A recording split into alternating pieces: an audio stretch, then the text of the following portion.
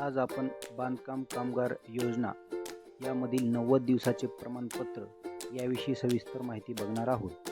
बांधकाम कामगार या योजनेमध्ये महत्त्वाचं म्हणजे 90 दिवसाचं प्रमाणपत्र असते. यावरच सर्व तुमचा अर्ज पूर्ण प्रॉपर अर्ज पास होतो.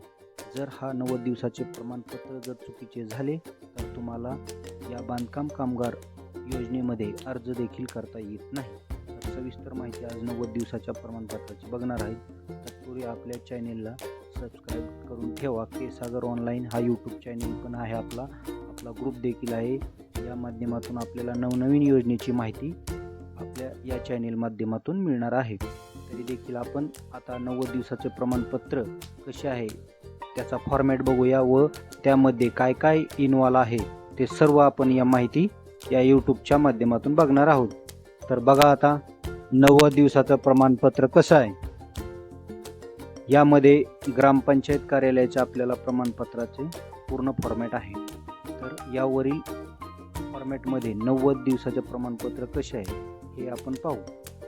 यामध्ये जावक क्रमांक हा महत्त्वाचा मुद्दा आहे. पहिल्यांदा जावक क्रमांक येतो. जावक क्रमांक आपल्या ग्रामपंचायतमध्ये आपण जेव्हा फॉर्म भरतो त्यावेळेसचा नंबर टाकायचा आहे. ज्यावेळेस तो ज्या लोकांना वाटप केलेला आहे तो नंबर तिथं आवश्यक आहे. पुढं गेलं तर जावक दिनांक. जावक दिनांक कसा आहे, ज्या दिवशी आपण ऑनलाईन करत असतो तो जावक दिनांक टाकायचा आहे. नंतर खाली आलं तर तिथे आपल्याला ग्रामपंचायत कुठली आहे तुमची, त्या ग्रामपंचायतची आपल्याला माहिती टाकायची आहे. ज्या ठिकाणाची आपली ग्रामपंचायत असते ती त्या ठिकाणी मेन्शन करायचं आहे. नंतर खाली आलं की नंतर आपल्याला त्या ठिकाणी अधिकाऱ्याचे नाव, आपण कोणाकोण प्रमाणपत्र घेतले, ग्रामसेवक, तर तिथं ग्रामसेवकाचं नाव पूर्ण इथं मेन्शन करायचं आहे. पूर्ण ज्या ठिकाणाचा आपला ग्रामसेवक आहे, जे आपण प्रमाणपत्र घेतलेलं आहे त्याचं नाव पूर्ण मेन्शन करायचं आहे. खाली त्या ठिकाणी दुसरं आहे मुद्दा पद. आपण ग्रामसेवक हे पद कोणते आहे, पद त्या ठिकाणी आपल्याला मेन्शन करायचं आहे. पद कोणतं आहे तुमचं, ग्रामसेवक. खाली काय तुमचा तालुका कोणता आहे तो तालुका मेन्शन करायचा.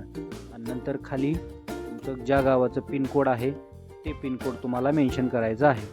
नंतर खाली आपण बांधकाम कामगाराची नाव, व्यक्तीचं काय नाव आहे बांधकाम कामगाराचं ते पूर्ण मेन्शन करायचं आहे. जसं आपल्या आधार कार्डवर नाव आहे तशा पद्धतीने आपल्याला या ठिकाणी आपल्याला नाव टाकायचं आहे.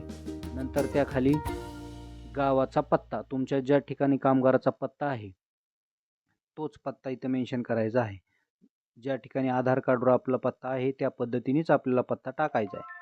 दुसरं पुढं गेलं तर नंतर तुमचं वय, या ठिकाणी वय पण महत्त्वाचं आहे. तुम्हाला आधार कार्डवर जसं तुमचं वय आहे, तुमची जन्मतारीख जशी मेन्शन आहे तशा पद्धतीने आज कॅल्क्युलेशन करून तुम्हाला तिथं वय मेन्शन करायचं आहे. खाली गेलात तर तुमचं गाव कोणतं आहे, नंतर तालुका कोणता आहे आणि तुमचं जिल्हा कोणता आहे, अशा पद्धतीने तुम्हाला पूर्ण माहिती भरायची आहे. त्या ठिकाणी खाली पिनकोड, तुमच्या गावाचा पिनकोड एक मेन्शन करायचा आहे. प्रॉपर पिनकोड आपण माहिती करून घेऊनच तिथं मेन्शन करायचा, पिनकोड चुकू द्यायचा नाही. नंतर खाली आपण बांधकाम कामगाराचा संपर्क क्रमांक, या ठिकाणी आपल्याला संपर्क क्रमांक मेन्शन करायचा. इथं पुढं दिले संपर्क क्रमांक, तो संपर्क क्रमांक एकदा टाकला की दुसऱ्यांदा आपल्याला मेन्शन करता येत नाही. आपण व्हाईटनर वगैरे लावतो किंवा त्यात कटछाट करतो तो उचलणार नाही. तो जर तसं झालं तर तुमचा हा फॉर्म पूर्णतः बाद होऊन जाणार आहे. त्यामुळे एकदा नंबर टाकला, आपला कन्फर्म नंबर असेल तरच तिथं टाकायचा आहे. नंबर आधी कन्फर्म करायचा तोच टाकायचा आहे किंवा दुसऱ्या कागदावर एखादा टाकून घ्यायचा नंतर तिथं टाकायचा. तर तो जर नंबर चुकला तर तुम्हाला डबल टाकावं येणार नाही, फॉर्म दुसराच घ्यावा लागतो. नंतर कामाचे स्वरूप, आता तुम्ही कोण आहेत, बांधकाम कामगार, त्यामुळे बांधकाम कामगाराचाच आपण अर्ज करत आहोत. दुसरं काही इथे मेन्शन करायचं, सिंपल टाकायचं, फक्त बांधकाम कामगार, दुसरं काहीच टाकायचं नाही तिथे. नंतर खाली आलात की नंतर त्या ठिकाणी तुम्ही तुमच्या कामगार सध्याचा पत्ता, आता ही एक महत्त्वाचं आहे. तुम्ही ज्या ठिकाणी तुम्ही काम करता, एखाद्या व्यक्तीने जर शहरातून काम करत असेल आणि तो खेडेगावात शहरातला व्यक्ती असेल आणि खेडेगावात जर काम करीत असेल तर त्या ठिकाणी त्यांनी त्या गावाचं नाव मेन्शन करायचं आहे ज्या ठिकाणी काम करत आहे. उदाहरणार्थ आपण वाशीमध्ये रहिवाशी असाल तर तांदळवाडीचं जर घेतलं असेल तुम्ही तर तांदळवाडी इथं ग्रामपंचायतचं मेन्शन करायचं आहे. गाव तुमचं टाकायचं आहे, तुमचा तालुका टाकायचा आहे, तुमचा जिल्हा टाकायचा आहे. ज्या ठिकाणी तुम्ही काम करत असाल त्या ठिकाणाचा पिनकोड देखील टाकायचा आहे तुम्हाला. समजा उदाहरणार्थ पिनकोड तुम्ही इंदापूरला राहत असाल तर इंदापूरचा तुम्हाला पिनकोड टाकायचा आहे इथं. ज्या ठिकाणी राहता त्या ठिकाणाचा नाही, ज्या ठिकाणी काम करता त्या ठिकाणाचा पिनकोड मेन्शन करायचा. नंतर इथं वेतन श्रेणी किती आहे तुम्हाला मिळते वेतन, त्या पण 300-400 रुपये टाकायचे, जास्त टाकायचं नाही. त्या पद्धतीने पुढे गेला तर नमूद बांधकाम कामगाराची नियुक्ती तारीख अशी घ्यायची की आता चालू तारीख कोणती आहे त्या तारखेच्या 1 महिन्याच्या नंतरच 3 महिन्याची तारीख घ्यायची. म्हणजे कसं की आज समजा 3/1/2026 तारीख आहे, त्याच्या पाठीमागल्या महिन्यातूनच घ्यायची की जी आपला 2025चा चालू होता का महिना त्या पद्धतीनेच तारीख घ्यायची आहे. अशी आता समजा 12/8/2025 आपण घेतली तशीच ही तारीख इथंच मेन्शन करायची, सेम तारीख. या तारखेपासून म्हणजे 12/8/2025 या तारखेपासून ही तारीख महत्त्वाची आहे. ही तारीख आणि ही तारीख सेम आली पाहिजे, यात बदल झाला नाही पाहिजे. या दोन्ही तारखी सेम जर आल्या तरच फॉर्म सिलेक्ट होतो. थोडी जरी चूक झाली तर हा फॉर्म आपला सिलेक्ट होत नाही. ही तारीख 3 महिन्याची तारीख घ्यायची आपल्याला आणि त्याच्या खाली नंतर दुसरी तारीख ही प्रॉपर 90 दिवसाच्या पुढंच भरलं पाहिजे. ही तारीख आणि तारीख 90 दिवसाच्या पुढं भरली पाहिजे. या दोन्ही तारखा पण महत्त्वाच्या आहेत. आपले 90 दिवसाचं प्रमाणपत्र याच्यावर अवलंबून आहे. नंतर खाली तुम्हाला यामध्ये आता नियुक्तीच्या ठेकेदाराचं मालकाचं नाव टाकलेलं आहे. मग आता तुमच्या ज्या ठिकाणी काम करता ठेकेदाराचं कोणाचं असेल तिचं नाव पूर्ण टाकून द्यायचं आहे. या रकान्यामध्ये ठेकेदाराचं नाव टाकायचं. नंतर खाली काय करायचं आहे, त्या ठेकेदार कुठला आहे, ज्या ठिकाणाचं प्रमाणपत्र आपण घेतलेलं आहे त्या ठिकाणाचं ठेकेदाराचं नाव टाकायचं. आपल्याला दुसरीकडलं मेन्शन करायचं नाही. ज्या ठिकाणाचं प्रमाणपत्र घेतलं आहे, समजा आपण तांदळवाडीचं घेतलं आहे तर तांदळवाडीचं ठेकेदाराचे नाव माहिती पूर्ण त्या पद्धतीने घ्यायची आहे.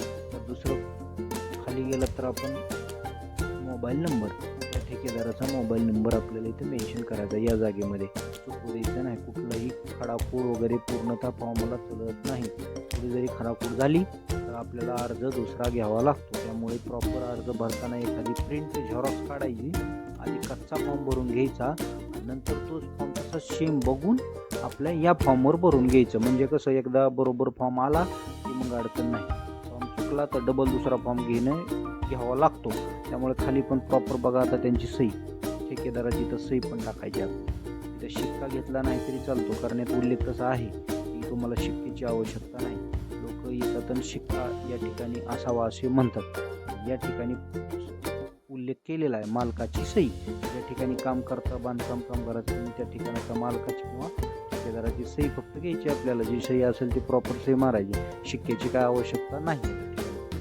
एक महत्त्वाची गोष्ट ग्रामसेवकाचा शिक्का, हा इम्पॉर्टंट पॉईंट आहे. त्यामध्ये काय केले, ग्रामसेवकाचा शिक्का.